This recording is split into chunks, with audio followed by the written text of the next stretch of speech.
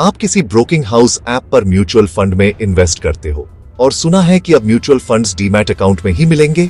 रुको जरा, सोचो जरा। आज हम आपको बताएंगे कि डीमैट अकाउंट में म्यूचुअल फंड्स रखना सही है या SOA यानी स्टेटमेंट ऑफ अकाउंट फॉर्मेट में रखना बेहतर है। 5 जून 2025 से ब्रोकिंग हाउसेस नए म्यूचुअल फंड इन्वेस्टमेंट्स को सीधा डीमैट फॉर्म में रख रहे हैं। इसका मतलब है कि अब आपका SIP हो या लंप सम इन्वेस्टमेंट, ये सब डीमैट में जाएगा। लेकिन अगर आप पुराने इन्वेस्टर हैं तो आपके एग्जिस्टिंग SIPs SOA फॉर्म में ही चलेंगे और आप चाहो तो कंसेंट देकर डीमैट में मूव भी कर सकते हो। लेकिन क्या ये सही है?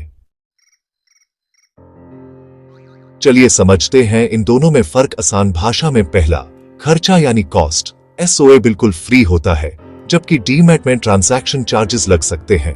दूसरा, अकाउंट की जरूरत। SOA के लिए बस पेन और ईमेल चाहिए, लेकिन डीमैट के लिए पूरा अकाउंट खोलना पड़ता है। तीसरा, नॉमिनी। SOA में हर फंड के लिए अलग नॉमिनी सेट करना पड़ता है, जबकि डीमैट में एक ही नॉमिनी पूरे अकाउंट के लिए होता है। चौथा, म्यूचुअल फंड को गिरवी रखना। SOA में मार्जिन या लोन का ऑप्शन नहीं है, लेकिन डीमैट में म्यूचुअल फंड को प्लेज करके लोन मिल सकता है।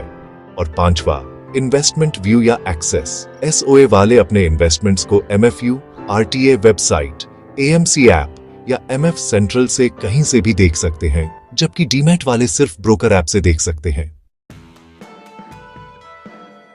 मनोज भाई ने एक ब्रोकिंग हाउस के ऐप पर इन्वेस्ट किया, सब कुछ सही चल रहा था। फिर किसी दिन उन्हें लगा कि एक नए ब्रोकर पर स्विच करना चाहिए, लेकिन प्रॉब्लम, क्योंकि उनके म्यूचुअल फंड यूनिट्स डीमैट में थे, उन्हें स्विच करना मुश्किल हो गया। जब आपके यूनिट्स डीमैट में होते हैं तो आप MFU, AMC या RTA की वेबसाइट से इन्वेस्ट या रिडीम नहीं कर सकते, सिर्फ ब्रोकर के थ्रू ही करना पड़ता है। ब्रोकर का पूरा कंट्रोल हो जाता है आपके फंड्स पर। ब्रोकिंग हाउस चाहता है कि आपके यूनिट्स डीमैट में हो ताकि आप उनके प्लेटफॉर्म से बंध जाओ।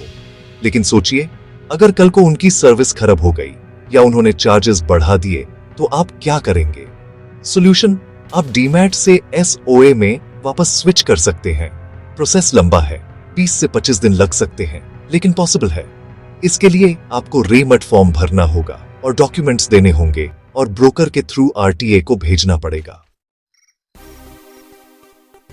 तो दोस्तों, अगर आपको फ्लेक्सिबिलिटी, कंट्रोल और फ्री एक्सेस चाहिए तो SOA फॉर्मेट में इन्वेस्ट करना ज्यादा बेटर है।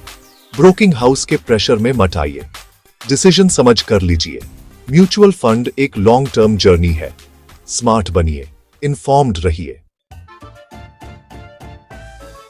अगर ये वीडियो हेल्पफुल लगा हो तो लाइक जरूर कीजिए, सब्सक्राइब करना मत भूलना और कमेंट में बताएं आप SOA चूज करेंगे या डीमैट। जय हिंद।